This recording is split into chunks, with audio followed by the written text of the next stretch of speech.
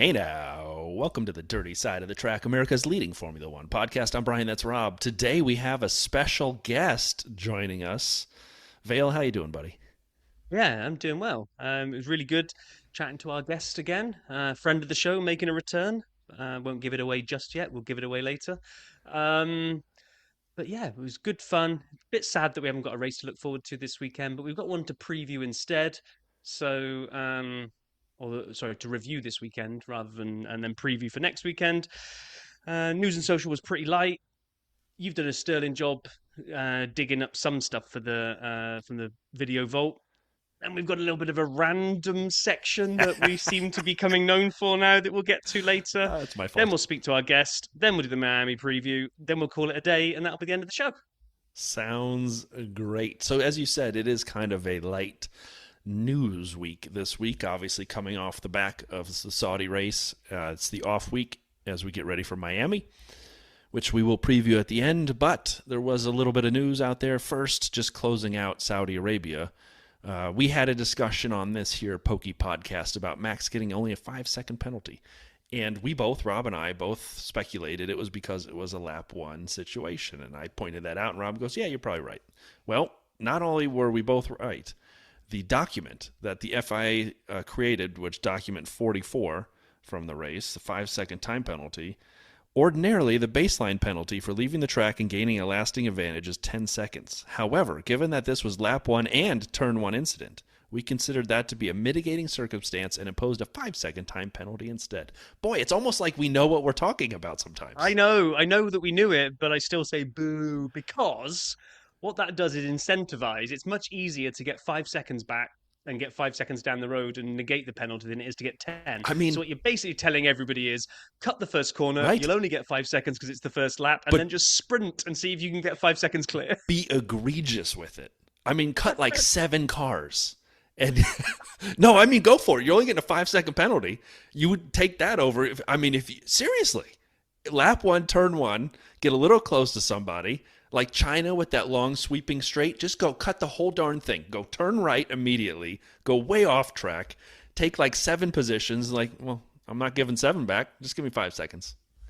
Yeah, exactly. It's like I get it. I like we said, look, Yeah, we we know. don't want the starts being all kind of neutralized because everyone's too worried about turn one incidents. But I Right. think that rule was more for contact and those types of racing incidents, not not cutting the corner and disappearing into the distance. But yeah, the other news that broke was the FIA has approved GM as an official power unit supplier starting for 2029. So Cadillac will be using Ferrari for a bit, but they now know they'll be able to jump across to their own um, after those first 3 seasons are out the way.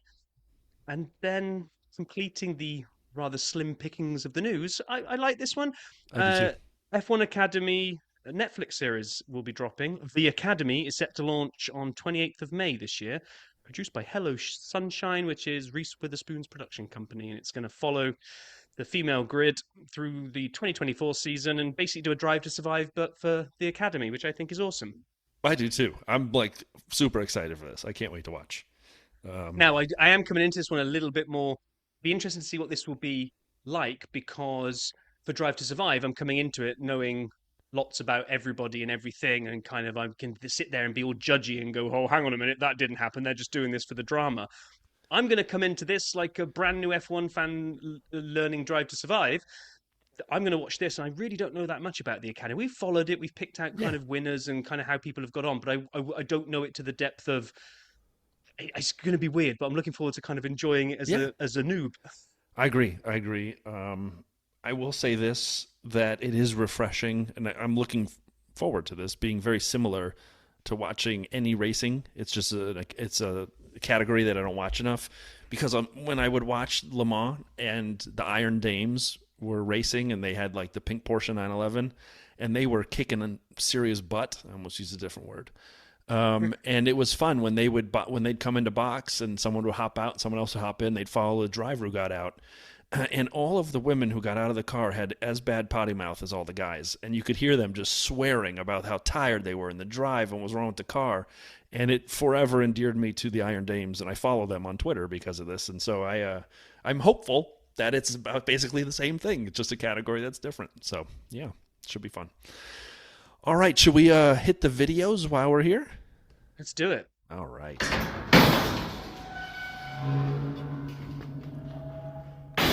All right, so there were three items to add to the vault this week, and they are strange.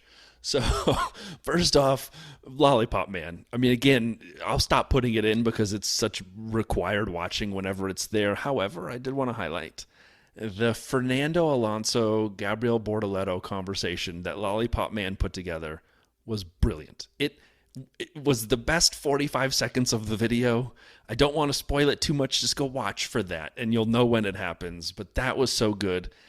And the close up of Charles. I noticed this when the race ended. I was watching it and I'm like, and I didn't put it in our notes, and I don't know if we talked about it last week, but the close up of Charles after they got to the podium area, like they parked the cars and they were waiting for their interviews, it was bizarre. I mean, it was almost like they were looking for nose hair. They were so close, and just like give the man an ounce of space. And they Lollipop Man figured that out, and then Dr. Valtteri returned, which always makes me smile. So, did you see this one? Yeah, yeah, yeah. I love it. So good. And then two others, again, moving into the strange. Inside Piastri and Verstappen's tense turn one battle, Jolyon Palmer's F1 analysis. It was great, but then at the end, the reason I'm even referencing it was for one particular thing, which makes it a little odd that I'd put in a whole 8-minute video for the end. Really good telemetry. He takes the telemetry from Max and Oscar's first lap turn one incident, compares them to each other.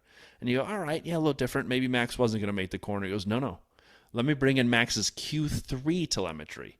And he shows his quali lap at the same place and the amount of braking being higher in quali than in the race. So Max knew he wasn't making the corner.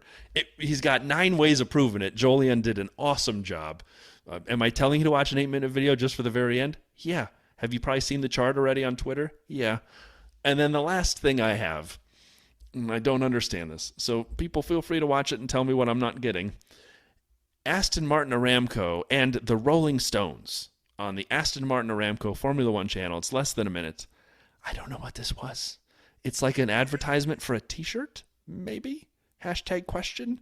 I don't know what happened. I watched it being hopeful. What, they have a tie-in with the Rolling Stones? Question? I don't know. I'm gonna have to watch this out of morbid curiosity now, just 45 to try. seconds of two attractive people dancing around in an Aston Martin slash Rolling Stones t-shirt. Okay. I don't know what I'm sure it's very obvious to most people, but this may be Sap being a dum-dum. But go ahead and check. They're promoting something, and all I can tell was I didn't understand it. But with that, let's close. Right. Do you want to do guest or do you want to do random segment before guest? What do you Let's want to do? do the guest, and I'm going to give everyone a little hint. You can introduce who it is, but I'm going to give everyone a hint. Extra, extra, we do about it. Forgot we've got that sound effect. I don't forget. I You don't never forget forget with sounds. your I don't soundboard. forget people's No, names, yeah. faces, things, but I don't forget sounds. But the extra read all about it. The clue is in the words there. It's a chat with friend of the pod and article writer for Forbes. It's Rob Reed. All right, we are super excited to be joined by friend of the pod and friend of ours, Rob Reed. Rob, how you doing, my friend? So good. So good to see Brian and Rob again. It's been too long. It has been too long. It's great to see you. You're looking fantastic, and we're happy you're here. Fantastic, just like the F1 season has been so far. So, you obviously wrote an article for Forbes about the season so far. We'll get to that. But as you look even beyond the article, as you look as a fan, and we were joking before we hit the record button, we're all super fans in our own right, which is a bit of a bore in conversation. But as you look at the season so far, what are the things that so far have stuck out to you? What are the things that you say, boy, I didn't anticipate that, or maybe that's something that is noteworthy? Maybe things you didn't have in your article.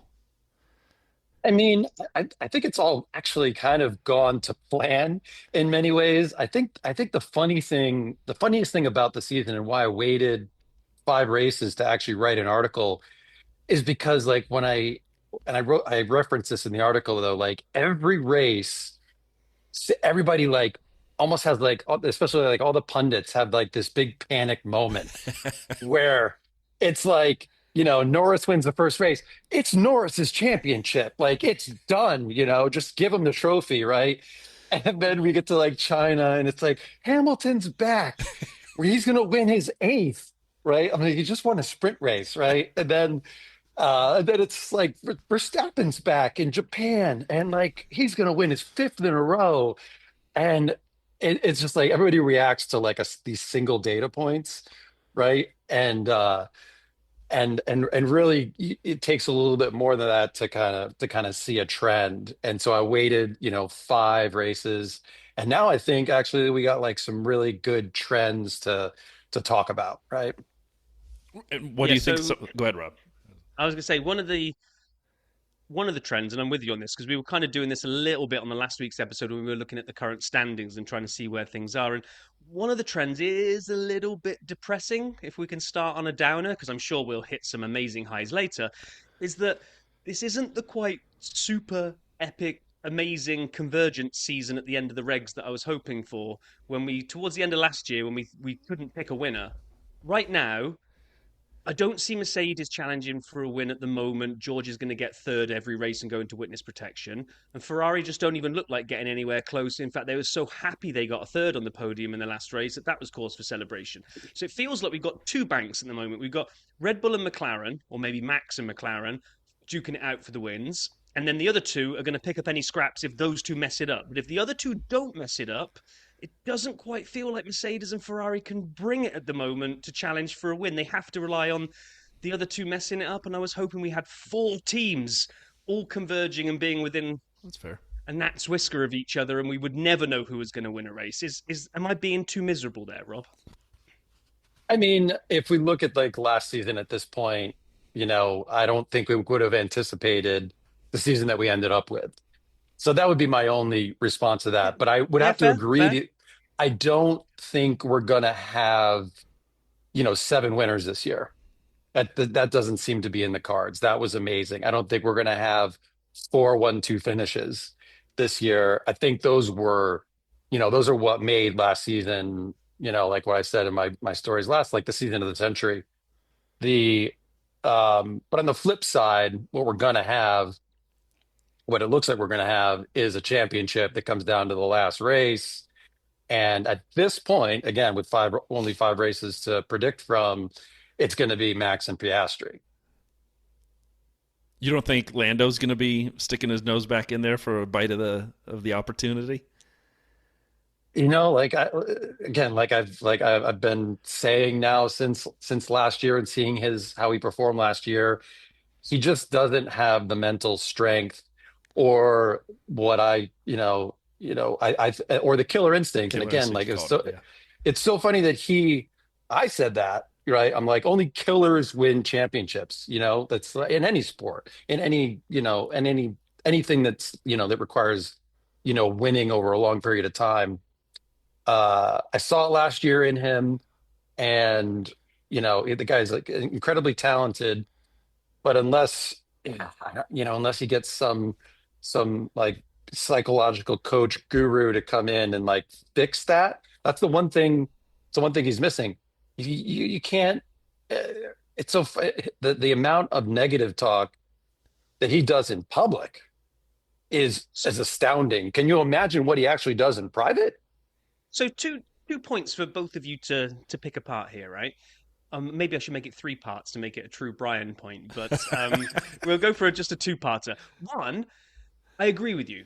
When you looked at some of the sound bites coming out of, I think it was the last Grand Prix, and I think it was after one of the practice sessions, the difference in two different drivers' mentalities. Max, Lewis was asked about the Ferrari, and it had been disappointing. And everything he's talking about is bullish. Card, we're going to fix it. We're going to see what we can bring on Sunday. There's still time on the table that we can go after. Fest, he didn't have a fantastic race, but it didn't matter. His mindset was, we can do this, we can work on it, we can get.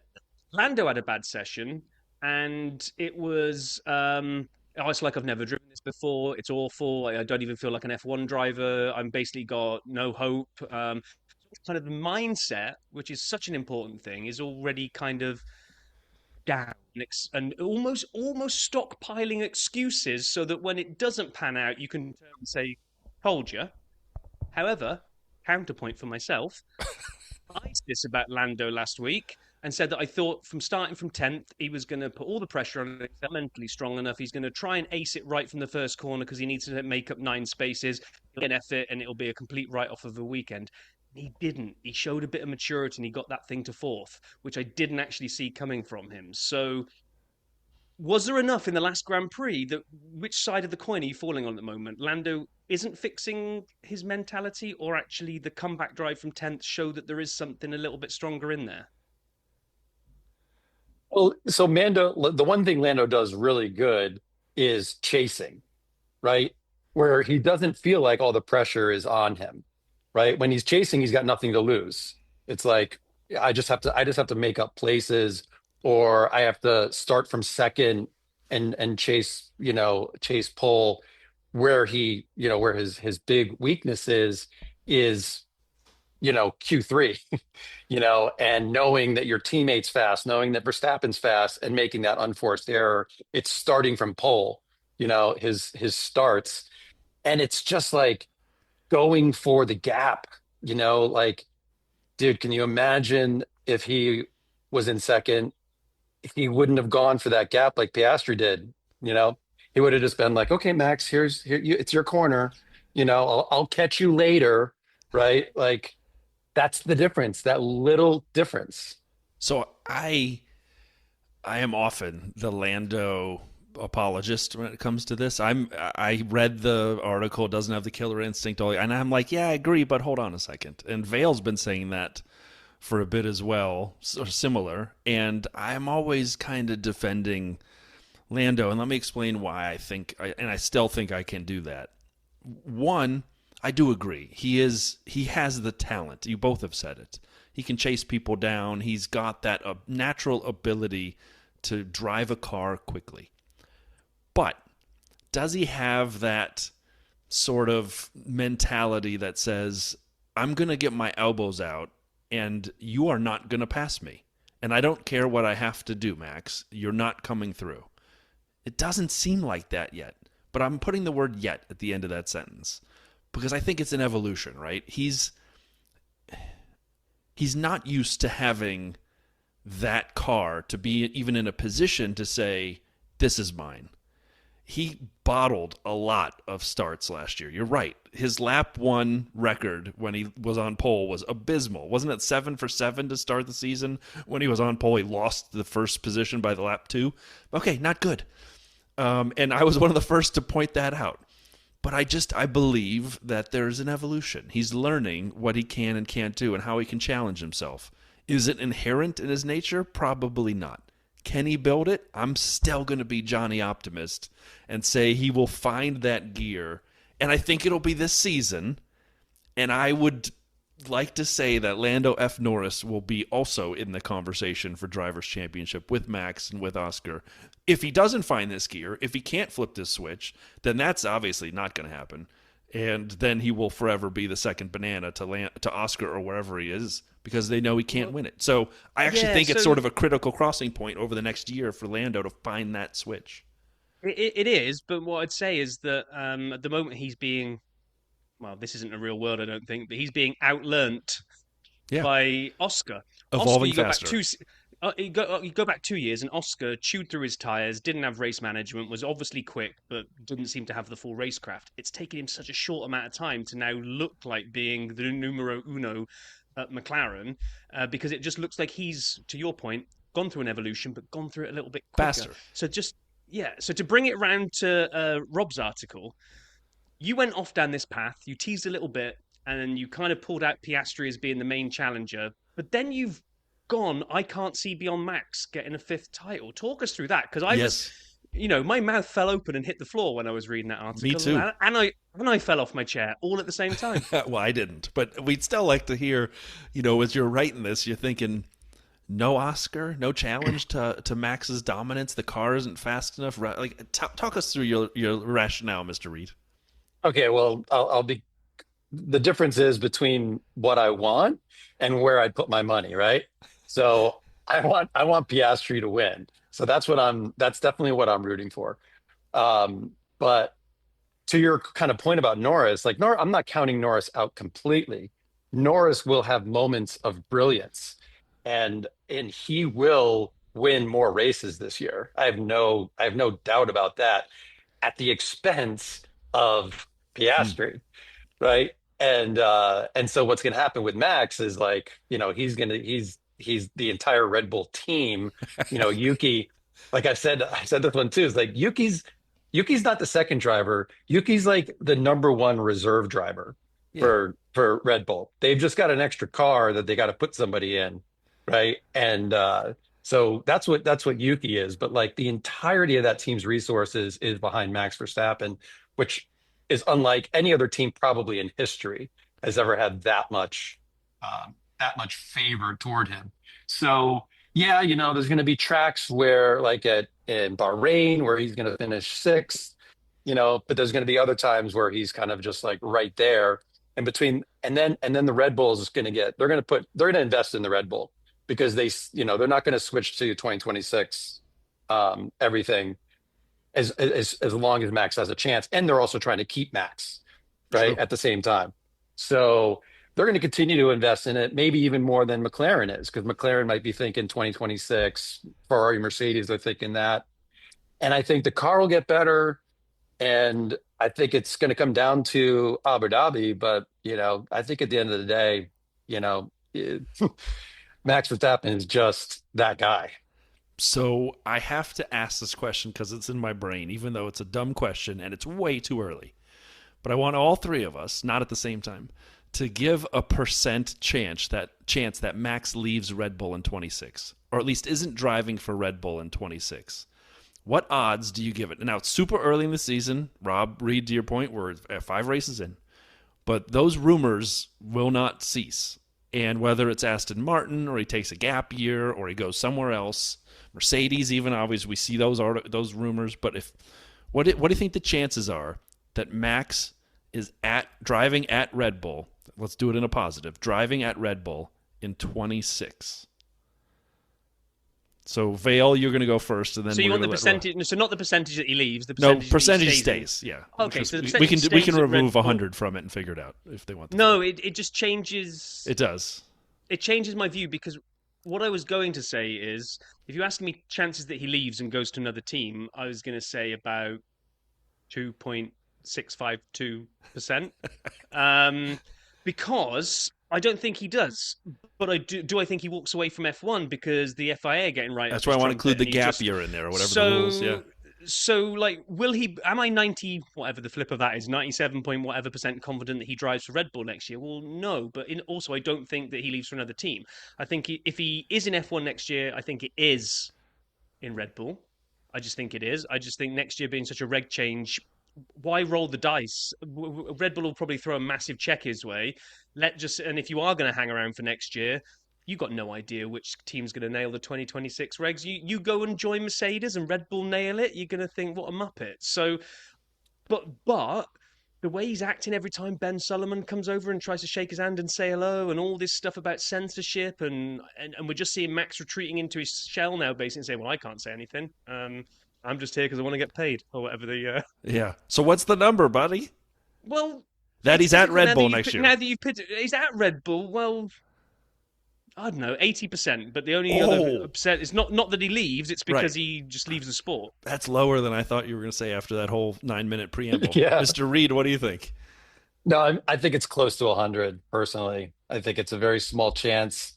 I think he's gonna, um, he's gonna look at the 26. He's gonna want to drive the 26 car, see where it is, and he's got all sorts of exit clauses in his contract. Like, he could go 2 races in 26 and be like, I'm out.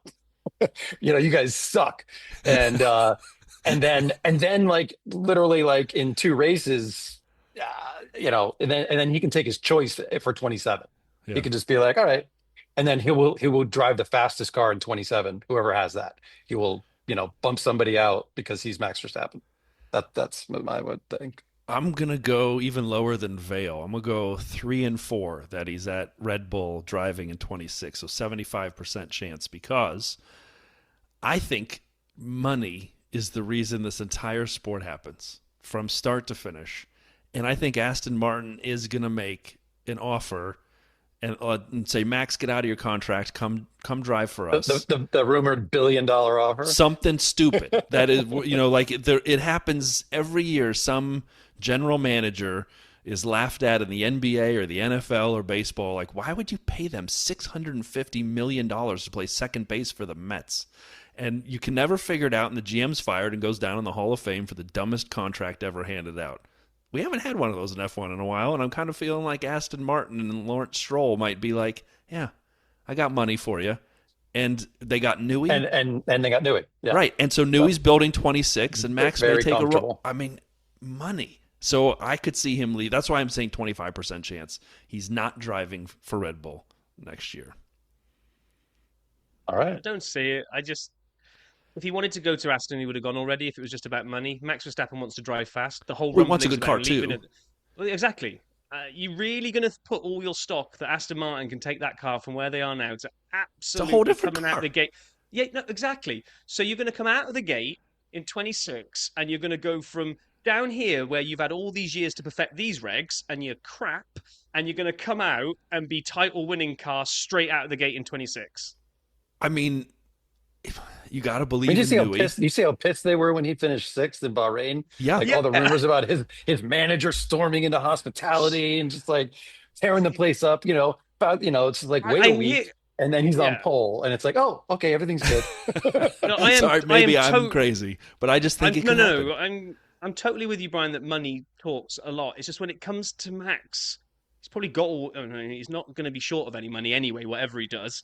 And I just think at his heart, he is a racing driver. That's why he spends all of his time iRacing when he's not actual racing. He just injects racing into his veins. But if he's not in a competitive car, he's not interested. So that's a huge gamble just to say, yeah, give me that boatload of Scrooge McDuck money that I can Yeah. go swimming, We'll and see. I'll drive a tractor around the track for a Like year. Fernando going to McLaren, back in the day, that was just awful. Like he hated that. Well, speaking of moves that were surprising and people going places for prestige and money, at least some of it, Lewis went to Ferrari. And so we see him at Ferrari now, and you referenced it, Rob, earlier when we were talking about some of the different teams who can win and the sprint race that they had in China. In your article, a brilliant article in Forbes, if people haven't already clicked over and read it, you said Hamilton's not keeping pace with Leclerc. And so tell us more about how you read, forget just the facts for a second. Do you think that'll change? Kind of how do you see that shaking out for the rest of the year? Are you surprised by this? Do you think it's him coming to grips? And you mentioned a couple options of why with the car, the team, whatever it may be. Or does Lewis need to relearn how to drive again somehow? Well, yeah. So that my prediction at the beginning of the season that he would struggle, not only that he would struggle, but that he would struggle so much that it becomes like really uncomfortable for him, for the team, for the fans. Like it just becomes this like, like everybody's uncomfortable, right? Because everybody loves Ferrari and most people like Hamilton. And I think it's going to get to the point where it's just really freaking awkward. So I based that initial prediction on his Mercedes performance, and in the last, since the reg change, let's just say, and since Russell's been in there, and especially like toward the end of last season, I wanted to, as a, kind of supporter of Hamilton, I wanted to write it off as, look, he's got nothing to really drive for. He's checked out, he's not competing for anything and he's ready to move to Ferrari. So, that was it. And I was hoping he would come into Ferrari, have a couple races, get it dialed in. I mean, he is the GOAT. I would argue that to the end. Uh, but now I'm seeing like the same gap to Leclerc that he had to Russell in terms of performance. And I would say that Russell and Leclerc are almost the same driver. Like you put those guys in the same car, like they're going to be trading poles. It's going to be 50-50 at the end of the season. Um, so a lot of people are gonna hold out hope that it's like, yeah, he's still getting used to the engine braking and the way the Ferrari drives. So, Unfortunately, I think it's an age thing, man. I think this sport at that level just requires insane reactions, and you just those just weather with age. So I counterpoint. Sure. I would like to say, I don't buy into that, and the only reason I don't buy into it, and probably want to review this again in 5 races time to see if the Mhm. pattern holds true. We got, like you say, we got two drivers. Well, sorry, you didn't say we got two drivers, but we have two drivers that have. One of them was used to a Ferrari, and apparently, I don't know. They were pulling it apart on the commentary of the week that there's two main brake providers out there. So not only are the actual brakes different between Ferrari and whoever else uses those same providers, plus, like you said, the engine braking is massively different on the Ferrari to the other cars. Okay, so let's have a look at the facts. Hamilton is struggling to get to grips with the engine braking and just generally the way the Ferrari acts, and he finds himself 16 points behind Charles. Not huge, Charles is on 47, Hamilton's on 31. Not a huge delta, but like you say, not the way that Lewis wants it to track. Let's have a look at the guy that was used to the way the Ferrari drives and has gone over to a different car that doesn't have that, has more of a Mercedes type setup in Carlos Sainz. And we see that he's 15, not 16, 15 points behind Alex Albon that knows how that Williams drives. So we've almost got a case study over there in Carlos Sainz that he was really used to the Ferrari and went somewhere else and is struggling, but is now starting to look like he's getting it nailed. If Lewis doesn't start doing that same sort of trajectory that Carlos has done and starts getting it nailed, then I'm with you. Probably another 3, 4, maybe 5 races. If Lewis is still falling behind by this big gap, but Carlos is right up on Alex's trumpet, then the getting to grips with it bit is over, and it's probably what you said. But I'm still willing to say that we're still in that getting to grips with the Ferrari being a different beast. I The defense certainly hope rests. I hope I'm wrong, man. Obviously. I mean, again, because like the difference between like what I want and what I'm actually like willing to Yeah, put money yeah. on is the difference here.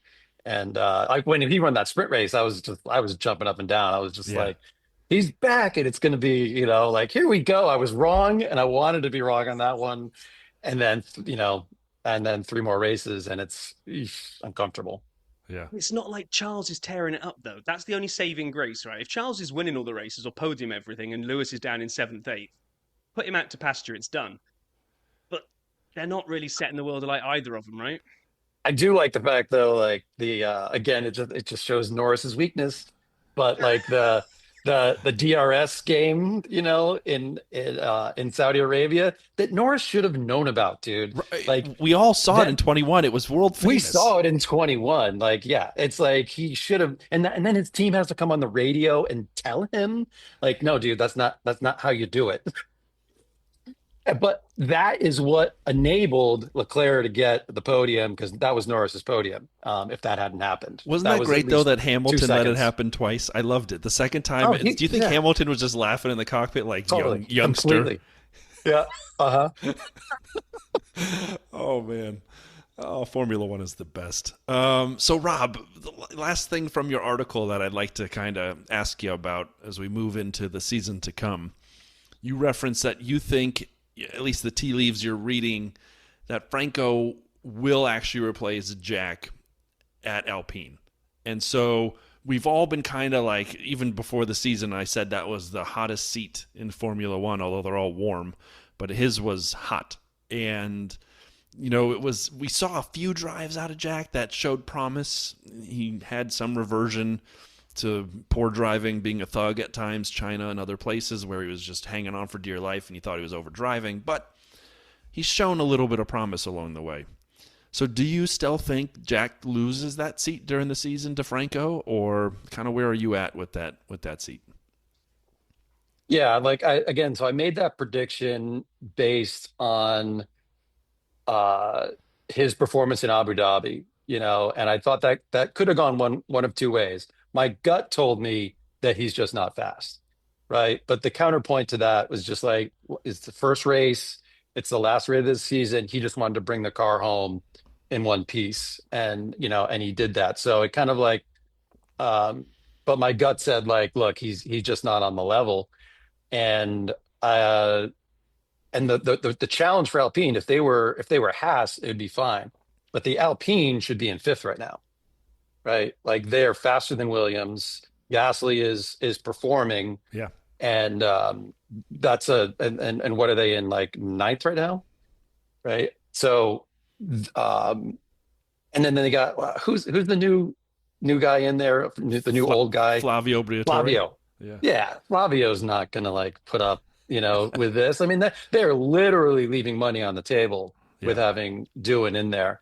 And so I said the over-under was Miami.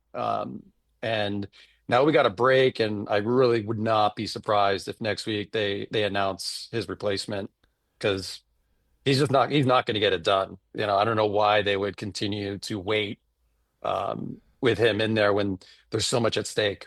Yeah.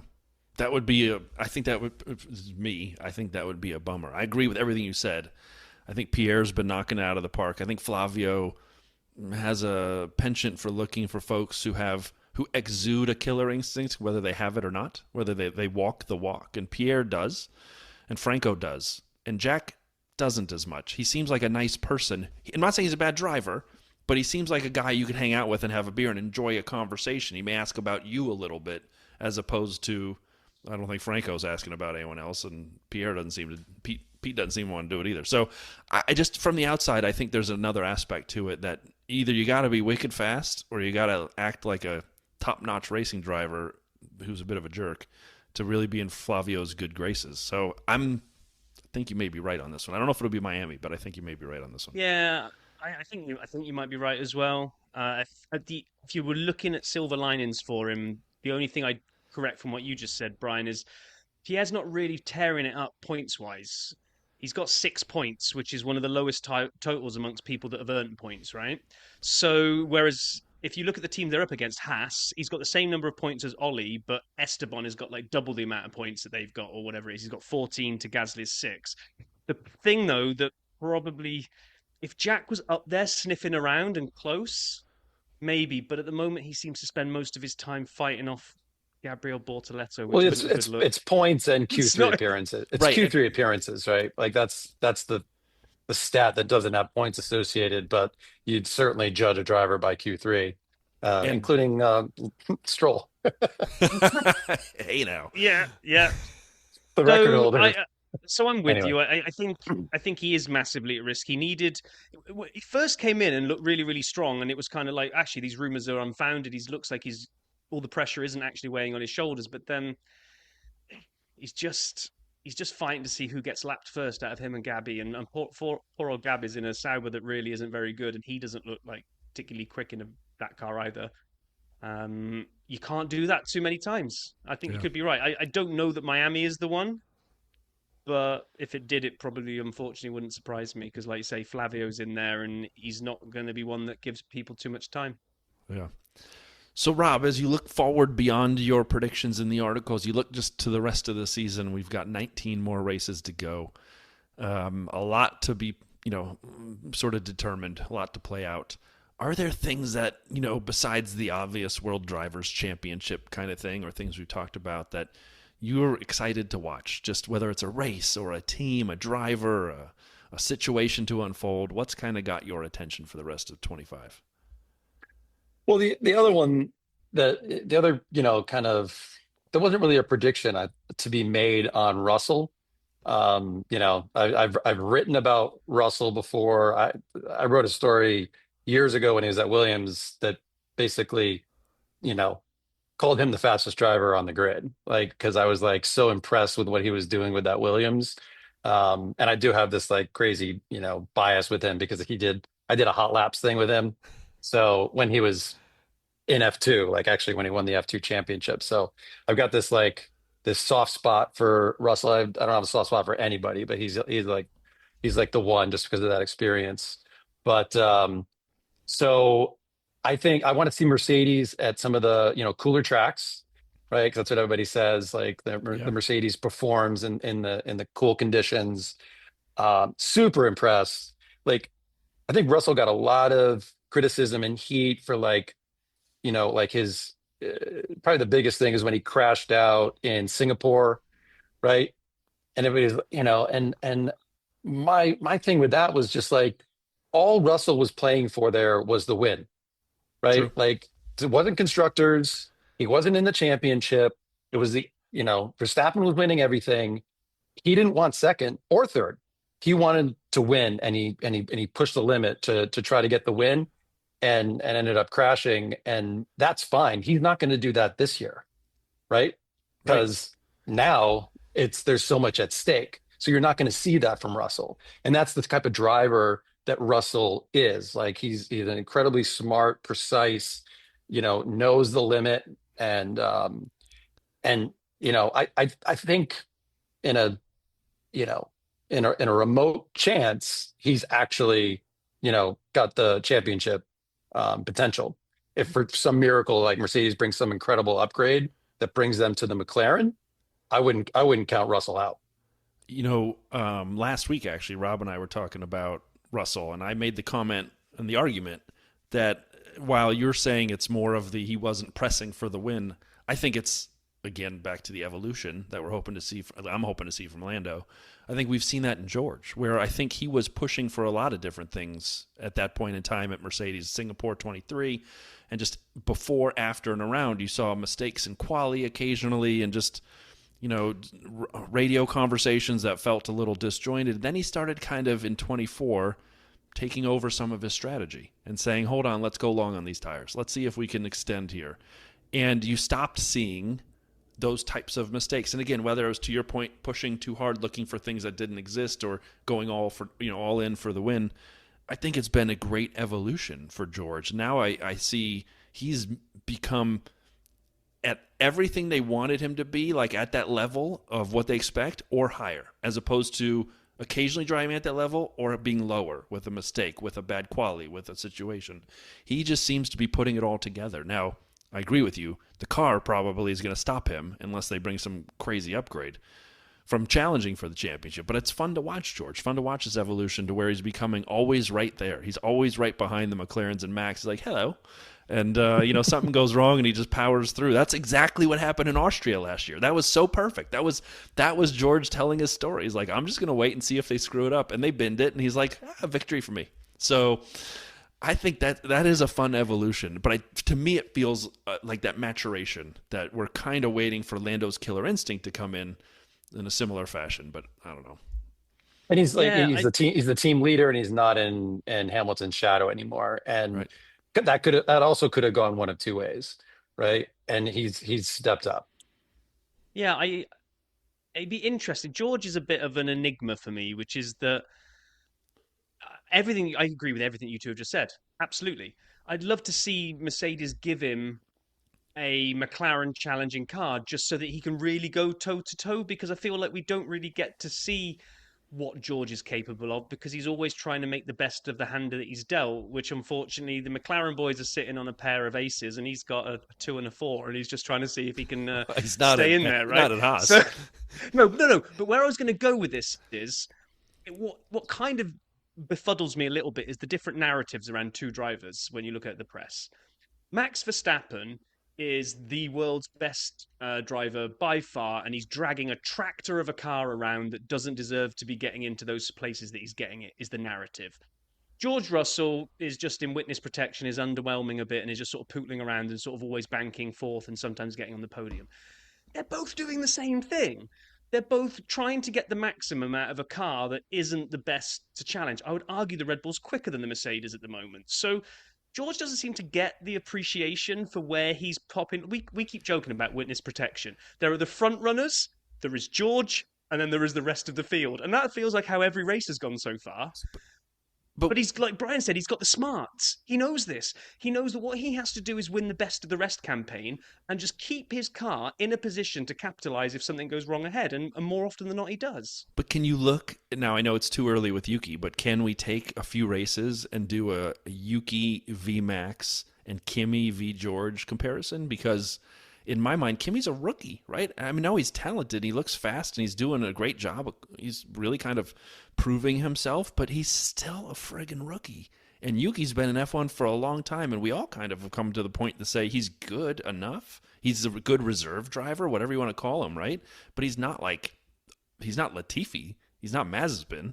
I mean, he's a talented driver. So the delta, when Yuki comes to grip with that car to Max, I think would be telling when we put the same thing from Kimi to George, because the one flip side to this discussion is Kimi's pretty close to George. And that, if the one negative you may have for George is, why is Kimi so close to George?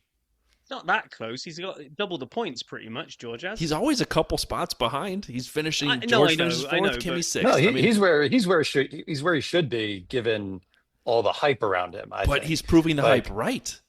yeah. yeah. So Oh, yeah. either he's nailing the hype, or George ain't should be further ahead down the road.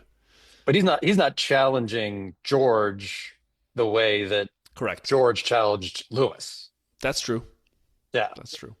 That's true. It's there's an order there. Kimmy's still learning. And I it's only going to go up for Kimmy. Kimmy's going to keep getting better. He's got And he's I got a think lot of room to grow. what you're saying there, Brian, really I think proves how good Kimi is versus Yuki. Because if you make a hypothetical claim that Max is getting the maximum out of the Red Bull, there's not much more you can get out of the Red Bull, and George is getting the maximum out of the Mercedes because there's not much left in the tank. There's not much more to squeeze out of the Mercedes. So those two are almost saying this is where these cars should finish. Then you look at their teammates and say, well, how much of that potential can they maximize? You're right. Kimi is chasing George down. He's finishing 2 or 3 spots back. So points wise, it doesn't look great, but he's there or thereabouts lap time wise and keeping George honest. But he's got a bit of ceiling to grow into. I'm not sure we're going to see Yuki get close to the ceiling that Max is getting out of the car. And again, I agree, but my point is actually a little different. My point is actually this is a counterpoint because the first thing I said when we got into the George conversation was what I believe, but the question that's sitting in the back of my head is George not getting that as much out of the Mercedes as Max is the Red Bull? If Max is 2 clicks up above expectations on the Red Bull and Yuki's 2 below and they got this delta of 4, is George maybe only 1 click above and Kimmy's only 1 below, and that's why they're so close? And I don't know. Yeah, I know. There's weird math. You get the point. It's a sliding scale. Yeah. You can go horizontal, vertical, you go diagonal, however you want to do it. 3D chess. It made sense in I my mean, brain. the difference too is that the Red Bull is top to bottom built for Max Verstappen. True. That is his car. Everything's been built to his spec. Everybody else has to like drive Max's car. The Mercedes is just built to be the fastest Mercedes it can be, and then the drivers have to drive it. So I think there's actually a real difference there. It's true. It's a good point. All right. Anything else, Rob, that you want to highlight for the rest of the 25 season before we let you go? Well, I think the thing I'm most looking forward to is Max getting a dose of his own medicine from Oscar Piastri for the first time in his career. And again, like this is another thing I wrote about last year. It's just like when Max is dominating, winning all the races, and it's just like not I'm not a fan of that Max Verstappen. When he's pushed, this is the best that we can hope for. We're seeing one of the best drivers of all time get pushed and have to push it to his own limit. Yeah. Right? We didn't see that in 23 when he was just like, 15 seconds ahead of the pack. Right? Now it's just like it's one of the best things for F1 fans to be able to see one of the best of all time driving his butt off to get the best result. Even if he doesn't have to drive against his teammate, that would be even better, Right. right? Yeah. If he had a teammate that he was driving against. But we have the McLaren drivers, and that's going to be one of the best things about this season is seeing Max Verstappen at his limit. So it's putting you on the spot then.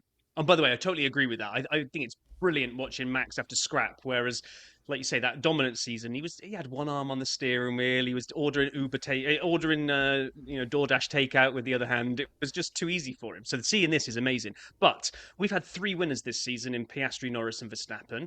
And you said we're not going to see 7 like we did last year. How many more are we going to see, if any? And who would they be if you do think there's more than 3?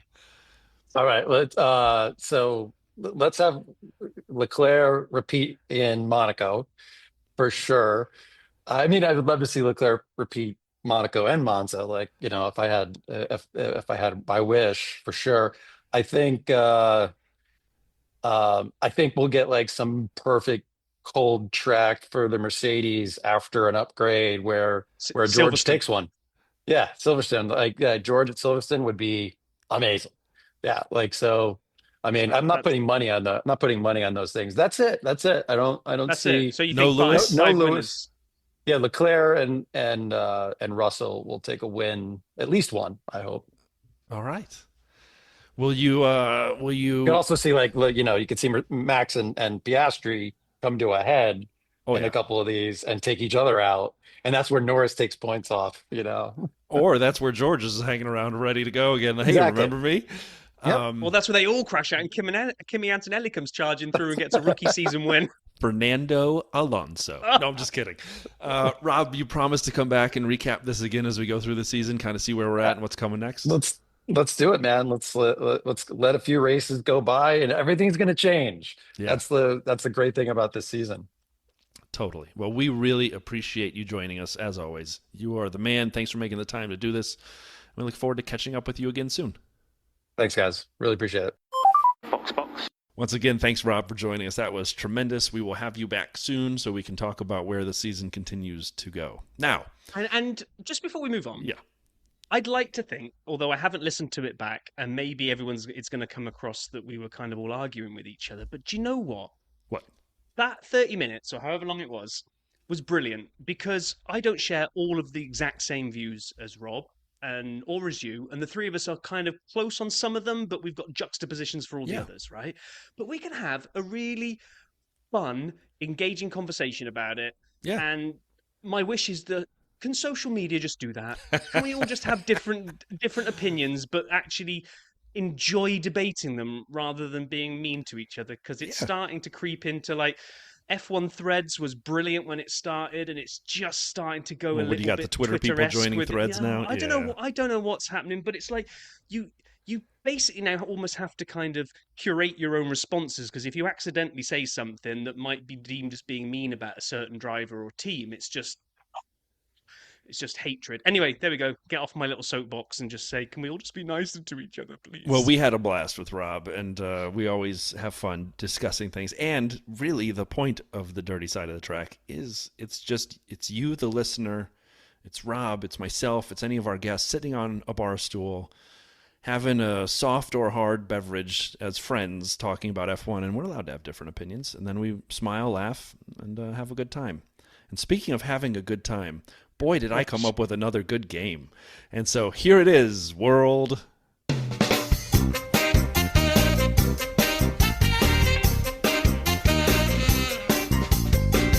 The question is, How? Well, go on. which track is best backwards? So, I was going to give a lead in there, Brian, to say Yeah, go for it. quite often I enjoy throwing Brian under the bus when he's come up with an absolute stinker of a game. And I don't even try to play along because I know it's awful, but we just go along with it for, you know. I have more good ones than bad ones, but the bad ones Well, exist. This one you came up with, and at first my gut instinct was, oh, Brian, not another one, please. But then the more we talked about it, I was like, do you know what? They keep throwing all these new tracks up. They want to force all these new tracks on us. The old ones have got to go away. And you kind of said, what if they just kept some of them and just did them backwards instead, Gran Turismo style, where Yes. you would just do the track backwards? I was like, yeah. How many tracks would be totally transformed by being run backwards?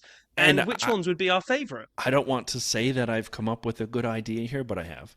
And I don't have. want to No, say you that I have. had one other good idea. Go to Bahrain for a sprint race and use the short for the sprint. Oh, you've already plowed that. I'm furrow. Come on, not this letting that go. That's gold. That's gold, baby. Gold, Jerry. All right, so Oh, Jerry Gold. racing the track backwards is exactly what you think. You're not putting it in reverse and going. You're turning the cars around 180 degrees, and you're going the opposite direction. And so Rob and I have thought a lot about this. And so what's wrong, Rob? I've just you and your big, calm huge down. notes that you write. Yeah. I just realised that we've picked the same one because I just read the first name that you put It's okay. there We on have your one third overlap. pick, but We have okay, one we overlap. have one But we're going to go okay. 1 and 1, and we're going to talk about Okay. why we like these tracks. We'll keep it relatively brief because we're not going to try to analyze every corner. So I'm going to go first because I'm the genius who came up with this crap idea, and here we go. So Monaco was my first pick. As I went through the tracks, I looked at the layouts, I looked at the start-finish straight, the corners surrounding them, kind of the rest of the composition of the lap. Monaco has become a procession. We know that. The cars are too big for it. But, could you imagine going downhill into Saint-Devote turn one, instead of going up the hill after you leave it, oh my God, where do you brake? How do you brake? Can you pass someone into that? Probably.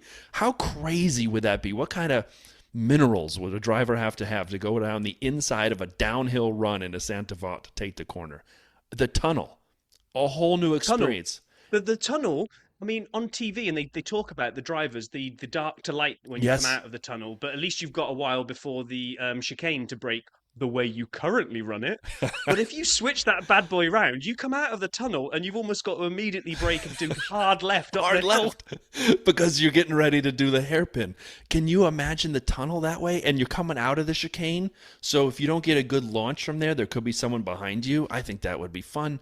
And then Rascass. I think Rascass is often overlooked because you can basically take it at after you turn. You take that little downhill bump and around to the left at full speed.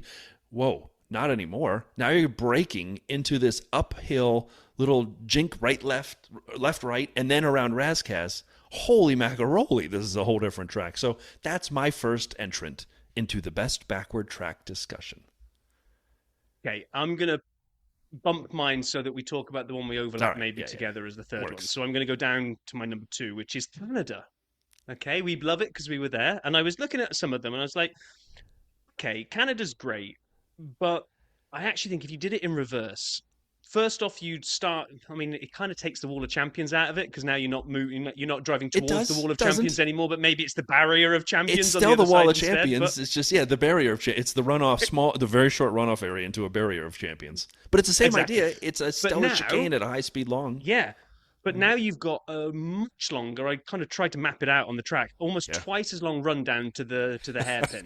So now you're arriving at that hairpin at flat out. I mean, I'm thinking we often see people run wide and get some shenanigans going on down at the hairpin. I think you're going to get twice as much arriving at that speed. And then the winding back through again, and finally coming into what is right now, what is it, the 1, 2, 3 kind of corner complex at the beginning in front of the grandstand? That's a windy end where you've got to nail the exit to that to then launch yourself back off down the start finish straight. So Canada in reverse, baby, or Danat, as I would call it. Well, if we're doing that, my second entrant is apps. And so I think Spa would be fantastic. Now, I know a lot of you probably jumped to Spa right away, but I'm still going to explain why it made my top three. The Kemmel Straight.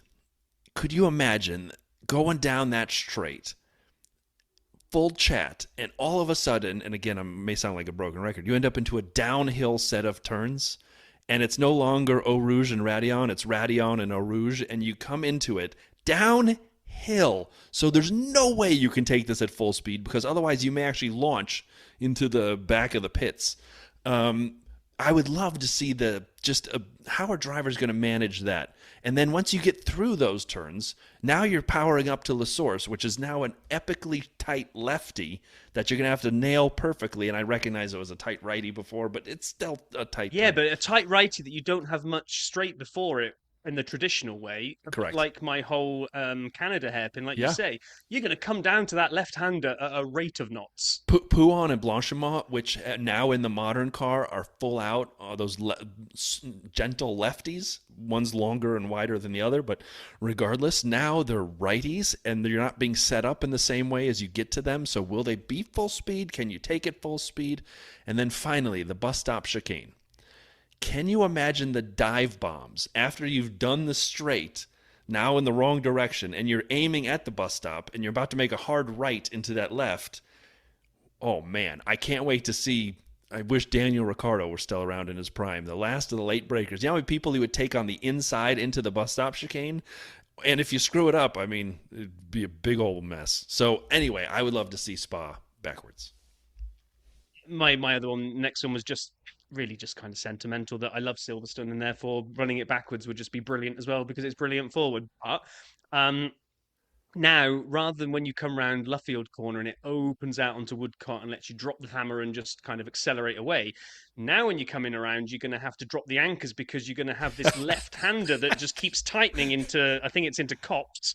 No, it's sorry, you're going to hit Luffield and you're going to come down to Brooklands, which is going to be this absolute kind of corkscrew effect on you. So, and a lot of then the fast kind of corners, maggots, and all those, I think they still kind of run almost the same. But then I think what is the first corner now is the last corner.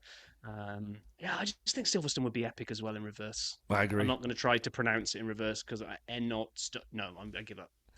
Well, you know what? I'm going to skip my honorable mentions. We can talk about those after we crown a champion, but I will talk about my third entrant, yours as well, and we can do this jointly. Lizarb. And so Brazil is just, I didn't do Interlagos. It'd be way too hard to actually say backwards. It's the answer for me in my third nominee. First of all, I absolutely love the end of a lap at Brazil. I love turns 12, after 12, 13, 14, 15, because those are so gentle that you can start taking them at full speed, but you got to get them right. You got to get the angle, the apex, the line right. And we've seen so many cars pass people on the main straight, not just because of the DRS, because they've set it up right 13, 14, Yeah. 15.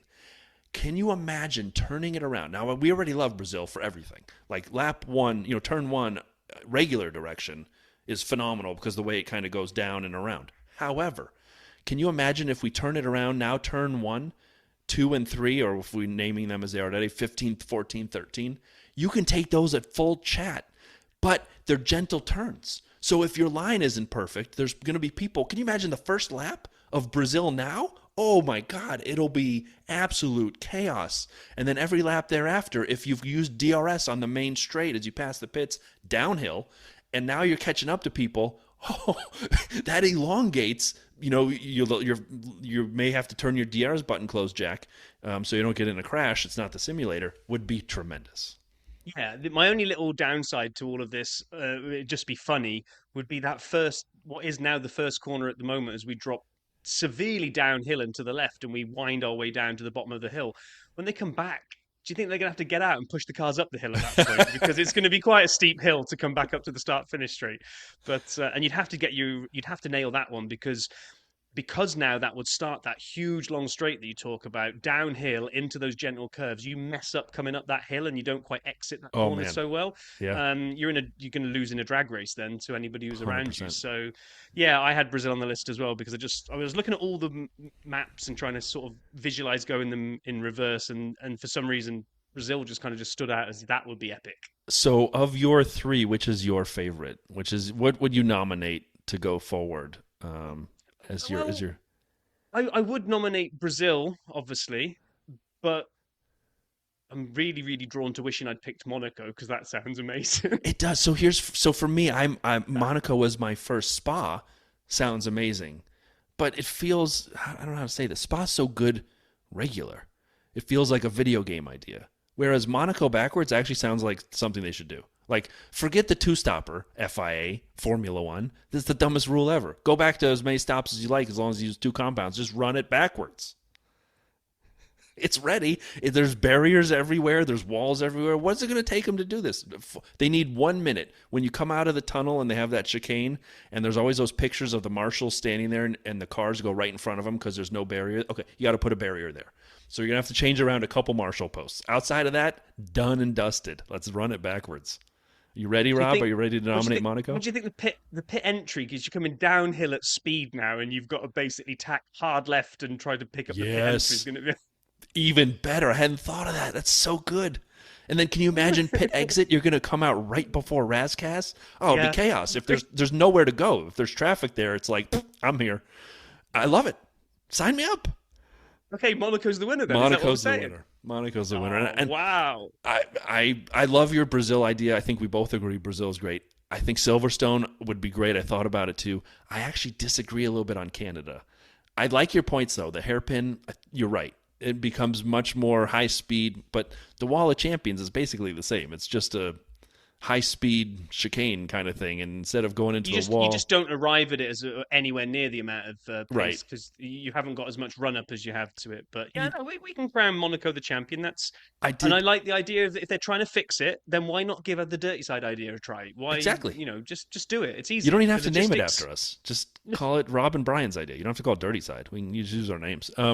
By the way, I did think about Zandvoort. I love that banked little carousel, turn 3 or 4. I can't remember. It's now a left. Can you imagine Yeah. that guy and then spits you out to one more corner and then the straight? That would be cool. Coda, the massive elevation drop. Could you imagine coming around turn 1 into a blind right 90-degree righty Yeah, the downhill? road would just it would be like what's the one on Gran Turismo that I'm now going to forget, the corkscrew corner Yeah. where it just drops away Why can from I you. not think of the name either? Because I'm drawing a blank as we're live. We're Yeah, terrible. but yeah, it'd be like that. But So let us know what you eh, think. If you agree with Monaco, if you like our conversation on Brazil, Canada, Silverstone, Spa, let us know what you think. I also thought of China. We won't go into it. I think that I'm really falling in love with China. I'm going to have to go out to Shanghai and watch a race at some point in my life.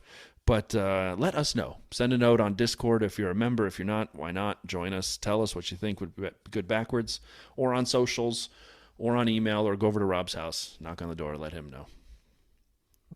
and the Discord link is in the show notes on every episode. If you just look in there and wherever you pick your podcasts up, scroll down and you can click on it there. Right. One last thing to do is preview next week's race when F1 will be coming back to the US of A as we will hit Miami, the International Autodrome, 57 laps around 3.363, sorry, mile circuit, 16 corners, so about 11 less than we were going around last week in Jeddah. It's built around the Hard Rock Stadium. They've totally redone it.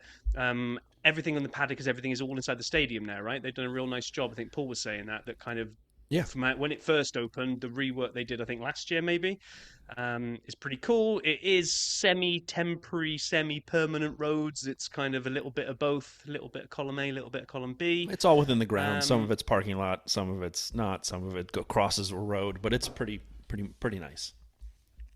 Yeah, it's only had 3 races on it. Last year's looked like it was going to follow the template because if we do this out of order from what we normally do, previous winners had been 2022 Max Verstappen, 2023 Max Verstappen. We went back to last year's race, 2024, and pole and sprint pole was Max Verstappen, and the sprint winner was Max Verstappen. So pretty much all bets were on that we were going to get the triple crown here of 3 Miami GPs in history, and all of them won by Max F. Verstappen. So it came to pass. He was streaking away. He was driving with one hand on the wheel. He was looking at the fake water in the marina and just generally hanging out. And while he took his eye off the road, if you remember, lap 23 drove over a bollard and on a corner and it caught under his car. He dragged it for a little bit and then it popped out and it caused a VSC. And this was the sliding doors moment of the race. It caused a bit of floor damage to Max, which means the car didn't have as much pace. And a VSC came out and a few cars went in to get a cheap stop, and he decided to go and get one as well. Only the gods were not smiling on Max that day, and just as he came into the pit lane, the VSC ended, and it all went back up to speed. So his stop wasn't cheap. Okay, never mind. We can still do this. Do you remember K-Mag and Logan Sargent coming together? Their big epic crash, putting I think K-Mag got away a little bit better than Sargent. Sargent's car was in complete bits, if Oh you yeah, he, remember. On the he ended up spinning around and going yeah, backwards into the wall. yep, yep. So full-on safety car came out right at a point that allowed Norris's eyes to light up and go, "Oh, I'll have me one of those cheap pit stops then." In he came. He came out in the lead. Max was right up his trumpet for a couple of laps, but then he finally broke DRS and the dream was on. Lando's first ever victory was within reach. Nothing could possibly go wrong, hopefully, apart from. Except his Do you remember teammate this battling bit? with Yeah. Carlos. I do. So Lando No Wins was desperate to get this win, and McLaren was desperate to get him this win. And Oscar and Carlos were going back and forth lap over lap, especially down that massive long back straight. They'd come to the end and turn, and one point Carlos actually basically ran over Oscar's wing and it folded up like an accordion and then came back out and was fine. Like, how'd that happen? And so after that, the McLaren pit wall radioed down to Oscar, like, if you could please not do anything to cause a VSC or safety car, we don't want Lando to lose the race win. And Oscar's like, yeah, all right. And he backed off, and the two of them kind of left each other alone. But that was close. Oh, it was, yeah, because I think whether I got the notes right, I don't. I remember the clash that you said, but I think Oscar had also been in to get a new knew something. He'd been into the pits and he'd come out like way down the field and was just on this mission, and he was charging at people and he was putting all these crazy overtakes in left and right, and everyone's like going, "Oh my gosh, that was an amazing overtake!" But why are you doing that? If you clip any one of these, you're going to create a safety car. And I think it was when he caught back up with Signs. I think you're I right. At think that so. point, they just called it all off and went, "Please, Yeah. please hold station. We just can't risk this." So, anyway, it came to pass, and Lando No Wins was consigned to history. And I'll be honest about the circuit, right? I went to look at it when they were constructing it. I drove around by the Florida Turnpike there, which goes, it's elevated, so you get a really good view of it. And as a typical dad, I'm driving and I'm like, someone get a picture, and I'm going as slow as I can on a turnpike on the left, like get a picture of it. And then we went down and I walked around the circuit and I'm like, can I go look at it? And they're like, no. And so anyway, it's a cool track. It is neat to check out. I did not like it the first year. If anyone goes back to our pod in 22, No, you didn't. You were not a fan. I did not like the track. I didn't like the race. As an American, I said this is not what we need. I liked it a little more in 23. I really liked it last year. The track's growing on me. Some of that action before you get where Max hit the ball hard, where he hit that at the back before you get to that straight. It's tight, it's windy, it's hard to navigate. There's a tiny bit of elevation change, which makes it a little unstable under braking. I'm here for it. And so Yeah. those things are growing on me. I think they've done a good job. With the surface of the track. The first year it wasn't a great surface. They had to go resurface it for the second year. It's growing on me. I can't wait to see what's going to happen. And there is a couple trends to watch as well. As Rob already said, who won, we've had a Charles pole, a Max pole, and a Checo pole. Max obviously has 2 wins and Lando 1. We've already talked about that. But Max did not win the year he was on pole. The winners have come from 3rd, 5th, and 9th on the grid. And in 2025 so far, 4 of our 5 winners have come from pole. The only non-winner from pole was 2nd, Oscar last race. So will we see a winner from somewhere beyond 2nd for a chance this race? We've never had one from 1st or 2nd, so it would be a first time. So one of those streaks is going to break. We're either going to have someone win from beyond 2nd in 25, or we'll have someone win from 1st or 2nd at Miami. However, that said, Max has dominated. This track came online in 22 in the Max Verstappen domination era. So he's led 106 laps there. Number 2 is Lando with 31, which was all when he took the lead last season. Checo's led for 21 laps, 8 for Charles, 4 for Oscar, and 1 for Carlos. So Max gets along well at this track. We'll see how he does this season in a car that is not as good as the McLaren's, but it is a high-speed track. That long back straight could set up well for McLaren to hold off Red Bull, or maybe that's what Red Bull needs, that long back straight. I don't know what we're going to see. You'll have to look for our predictions in the week, but I'm so excited for this race. I can't wait. Can't wait to be talking about the Miami GP next week. So, yeah, I think after, superb content this week with Rob Reed and backward tracks and Miami preview. I mean, you guys are spoiled. I think it's probably time to wrap it before we get too overexcited. Let's do it. Thanks, everyone, for listening. We'll talk to you in 1 week's time as we look back at the Miami Grand Prix.